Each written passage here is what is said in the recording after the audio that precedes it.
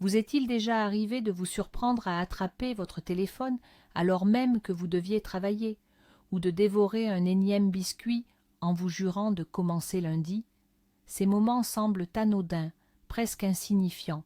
Pourtant, ce sont de petites brèches dans notre forteresse intérieure. Aujourd'hui, nous ne sommes pas là pour vous blâmer pour ces faiblesses.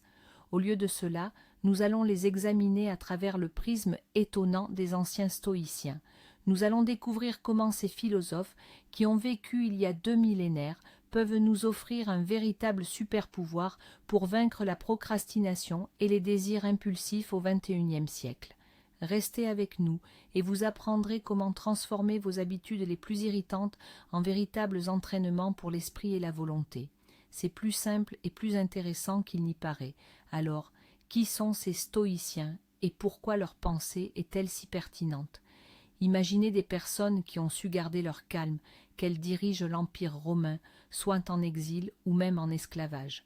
Il s'agit notamment de Marc Aurèle, Sénèque et Épictète. Leur secret principal résidait dans une idée simple mais puissante. Ils ont divisé le monde en 2 catégories, ce que nous pouvons contrôler et ce qui ne dépend pas de nous. Nous ne pouvons pas contrôler la météo, l'économie ou ce que les autres pensent de nous. Cependant, nous maîtrisons totalement nos propres pensées, nos jugements et nos réactions. C'est précisément là, selon les stoïciens, que réside la clé de la force et de la sérénité. Alors, commençons par le monstre qui se tapit sous le lit de chacun de nous, la procrastination. La voici, cette tâche si importante qu'il faut accomplir. Rédiger un rapport, commencer une séance de sport, passer cet appel crucial. Vous savez pertinemment que c'est nécessaire. Mais au lieu de cela, votre doigt glisse tout seul vers l'icône des réseaux sociaux, où soudain, une envie irrépressible de boire du thé vous prend. Pour la 5e fois en 1 heure. Cela vous parle? La première pensée qui nous vient à l'esprit, c'est « Je suis juste paresseux et sans volonté ». On se met à se gronder, ce qui ne fait qu'aggraver la situation et nous enfonce dans un marécage d'autoflagellation. Mais les stoïciens, ces anciens maîtres de la maîtrise de soi, auraient vu les choses bien différemment. Pour eux, la racine du problème n'est pas la paresse. La racine du problème, c'est la peur. Oui, vous avez bien entendu, c'est bien la peur. Nous n'avons pas peur de la tâche elle-même. Nous craignons le malaise qu'elle nous apportera, du moins c'est ce que nous pensons.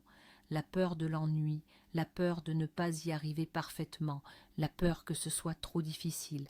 Notre cerveau voit cette montagne imaginaire de difficultés et crie « Alerte, mieux vaut aller regarder une vidéo amusante, c'est plus sûr là-bas. » Alors que faire?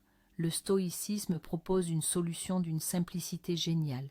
Cessez de regarder la montagne entière. Faites un pas, un seul, presque imperceptible. Votre tâche n'est pas de rédiger un rapport colossal. Votre tâche est de ouvrir l'éditeur de texte et d'écrire une phrase. Votre objectif n'est pas de nettoyer tout l'appartement. Votre objectif est de ranger une seule chose à sa place. En faisant ce micro-pas, vous montrez à votre cerveau que rien de terrible ne s'est produit. Et souvent, c'est précisément ce premier pas qui brise les charmes de la procrastination et vous donne l'élan pour avancer. Bien, la procrastination, c'est réglé. Mais il y a un autre voleur de notre paix intérieure. Il agit vite, surgit soudainement et embrase tout en nous. C'est bien sûr la colère et l'irritation. Imaginez une situation typique. Vous faites la queue et quelqu'un essaie de vous doubler, ou un collègue ne respecte pas les délais, vous mettant dans l'embarras. La première réaction est presque automatique. Le sang vous monte à la tête, tout bouillonne à l'intérieur et vous avez envie de dire tout ce que vous pensez. On se sent absolument légitime dans notre colère. Après tout, c'est à nous qu'on a fait ça, c'est injuste. Maintenant, voyons cela à travers les yeux d'un stoïcien. Il dirait que ce n'est pas l'événement lui-même qui vous a perturbé, ni la personne qui a forcé le passage dans la file, ni votre collègue. Ce qui vous a troublé, c'est votre propre jugement sur cet événement. Votre pensée, il n'aurait pas dû faire ça, c'est un manque de respect envers moi. Le stoïcisme nous enseigne une chose simple mais révolutionnaire. Entre l'événement et notre réaction, il y a un minuscule interstice, et dans cet interstice, nous pouvons insérer un choix conscient. Au lieu d'exploser instantanément, on peut faire une pause mentale et se demander Puis-je contrôler le comportement de cette personne? Non. Mais ma réaction à son égard? Oui, à 100%. Ce n'est pas un appel à la passivité ni à se laisser marcher sur les pieds. C'est un appel à ne pas céder le pouvoir sur votre monde intérieur aux circonstances extérieures. La colère est un poison que l'on boit en espérant que quelqu'un d'autre meure. En reprenant le contrôle de votre réaction, vous cessez de boire ce poison, vous préservez votre énergie pour les choses vraiment importantes. Et nous en arrivons maintenant au troisième, et sans doute le plus insidieux des ennemis de la discipline personnelle, la quête du plaisir immédiat. Elle se déguise en repos, en récompense ou simplement en petite joie. Le défilement infini sur TikTok. Un épisode de plus de cette série, même si demain il faut se lever tôt. Cette part de gâteau supplémentaire alors que vous vous étiez promis de ne pas la manger. Chacune de ces actions nous offre une minuscule mais instantanée bouffée de dopamine, l'hormone du plaisir. Le cerveau apprend rapidement cette astuce simple, une action facile, une récompense immédiate, et il en redemande encore et encore. Au final, nous tombons dans un piège sans même nous en rendre compte. Nous sacrifions nos objectifs à long terme, notre santé, nos connaissances, notre carrière au profit d'un plaisir bon marché et éphémère, ici et maintenant. C'est comme contracter des microcrédits à des taux d'intérêt exorbitants auprès de notre moi futur. Aujourd'hui, c'est agréable, mais demain, il faudra en payer le prix. Que nous conseillerait un stoïcien dans cette situation? Il proposerait d'utiliser un outil extrêmement puissant, l'imagination. Mais pas pour s'imaginer le plaisir délicieux que procurerait ce gâteau. Non, plutôt pour se projeter dans l'avenir. Avant de succomber à la tentation, posez-vous une question simple, mais ô combien éclairante. Qui deviendrais-je si je faisais cela chaque jour? Et dans 1 an? Et dans 5 ans? Cette question déplace l'attention du bénéfice immédiat vers les conséquences à long terme. Elle force à voir non pas une simple part de gâteau inoffensive, mais une vision complète de la manière dont ce choix façonne votre personnalité et votre vie. Et alors, la décision de s'en priver ne devient pas un acte de privation, mais un acte d'investissement dans une meilleure version de soi-même. Et c'est ici que nous abordons la conclusion la plus essentielle, et peut-être la plus inattendue.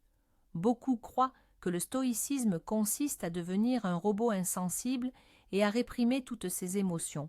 Mais c'est une idée reçue tenace. En réalité, c'est tout le contraire. Le véritable objectif du stoïcisme n'est pas la répression, c'est la transformation. Il ne s'agit pas d'enfermer ses faiblesses au fond d'une geôle, mais de les utiliser comme des partenaires d'entraînement pour fortifier son esprit.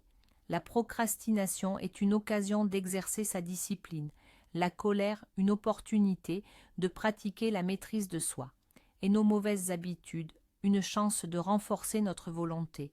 Vos faiblesses ne sont pas des ennemis qui vous détruisent, ce sont des indicateurs, des signaux qui vous montrent précisément où vous devez devenir plus fort. Le stoïcisme n'est pas une armure pour vous protéger du monde, mais une boussole qui vous aide à garder le cap, quelle que soit la tempête. En fin de compte, il ne s'agit pas de ne jamais faire d'erreur, mais de se relever après chaque faux pas, un peu plus sage et plus fort. Merci d'avoir regardé. Si cette vidéo vous a fait réfléchir, n'oubliez pas de mettre un pouce bleu et de vous abonner à la chaîne pour ne pas manquer nos prochaines analyses de sujets complexes expliqués simplement. Et maintenant, une question pour vous. Quelle est la faiblesse quotidienne qui vous pose le plus de problèmes? Dites-le moi en commentaire et discutons-en ensemble.